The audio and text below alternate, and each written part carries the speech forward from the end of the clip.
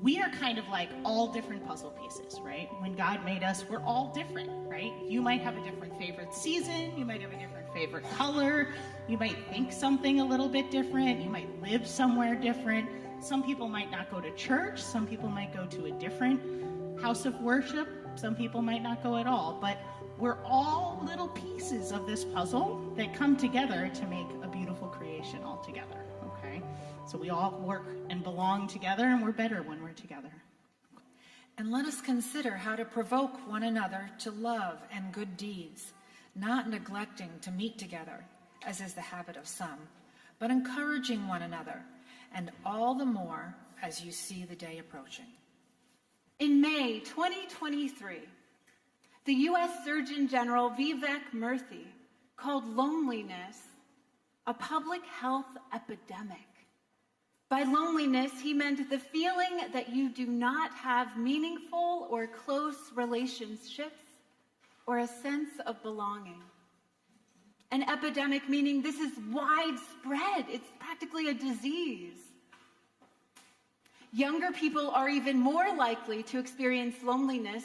In their studies, they found that 30% of Americans ages 18 to 34 say they feel lonely every day or several times a week. If you have felt lonely, you are not alone. These are the times when we need church, a faith community, the most. Especially a faith community that accepts us as we are and values us as God's beloved ones. A community that cares about us, whether we are celebrating or crying. A community that offers to help and gives us opportunities to help. Whereas the Hebrew congregation was declining in their attendance, that is not what we have seen here at Denville Community Church. When we compare our worship attendance to 2019, we've actually grown. Because when the pandemic hit, we put a lot of effort into worship and moving it online and making it meaningful and including many of you in the worship team.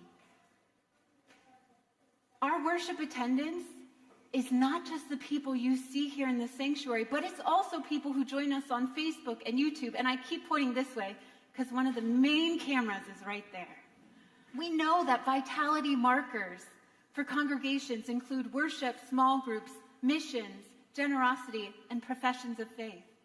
So we spent time on missions, and we created a mission ministry committee to help us vet organizations that wanted our help. Do their values align with ours? And because of that, we're going to start a new ministry with RAMP, Refugees Assistance in Morris Partners. We're going to be able to help refugees together as a congregation.